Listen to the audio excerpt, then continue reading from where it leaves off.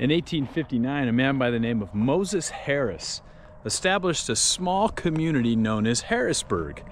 And by 1862, people were moving in, and sometime between 1863 and 1865, the home that you see behind me was built not far from Harrisburg. The name of this home is the Adams home, and it was inhabited by the Adams family. Not the same Adams family that you've watched in TV and in the movies. Very different. The Adams were sent here by the Church of Jesus Christ of Latter-day Saints, and they were sent here to help create a settlement. Now, along this area, just to the north of it, are two creeks. Leeds Creek, which would feed Harrisburg, and Quail Creek, which would also feed the town of Harrisburg, and eventually Leeds, which is just a little to the north. People would come from all over because in 1874, silver was found in the area. You might be wondering, well, where is there silver? This is the desert. Well, interestingly enough, people thought it was impossible that silver could be found in sandstone. But in 1874, a silver vein was discovered, and there was a big silver boom that lasted until about 1888. I'm going to give you a visual of the area where the silver boom took place. You can see it off in the distance right there. And one of the individuals, probably most famous for the silver boom, is a man by the name of John Kemple. Kemple would actually come here and stay in the Adams family's home multiple times during his time and his visits into the area. This home is actually fairly unique. I'm going to bring you around to the front side so you can see it and get a little better look of it. But you'll notice there is a foundation on the bottom, not the concrete that you're seeing down here. In fact, let me bring you around the back. In the back you can see it better, but the foundation is created. Here you go, this is much better. You can see the foundation here. It goes a few rows up. I'll show you about right to here. And then after that, the walls are built. Now, what's under the foundation? Well, it's actually all stone. It's filled with stone all underneath, or was at the time. The property was actually purchased in 2001. I believe it was purchased by the Bureau of Land Management. And they purchased this property and saw that it was in serious disrepair and needed to be restored. So in 2006, they began restoring the home.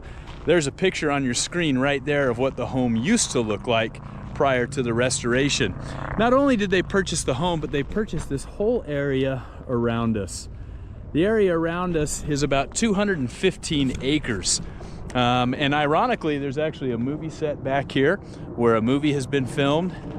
There's some biking trails. You can probably see some of the mountain bikers off in the distance behind me, as well as some walking trails. It's a really neat area, and it's right off the freeway.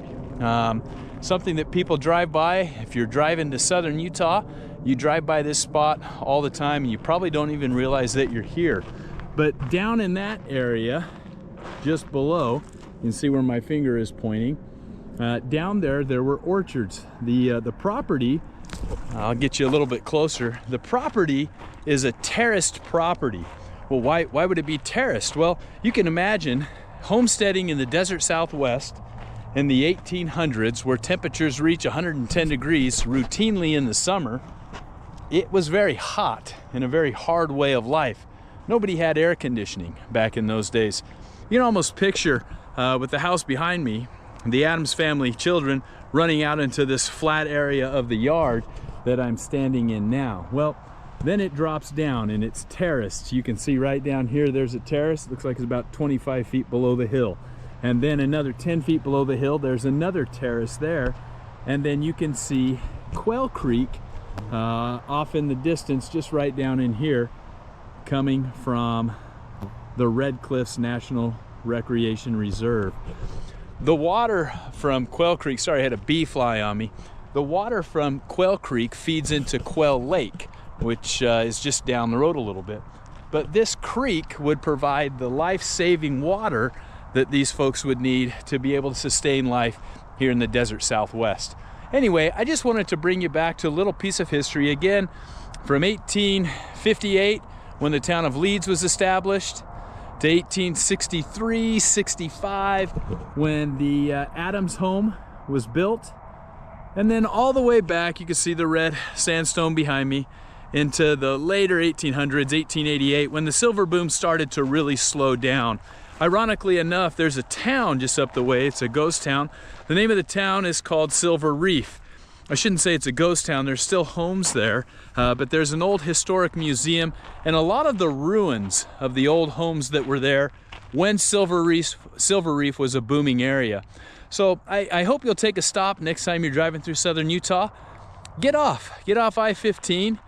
Go to the Red Cliffs National Conservation Area, excuse me, and come and take a moment to see the Orson Adams home and walk the trails of the surrounding area.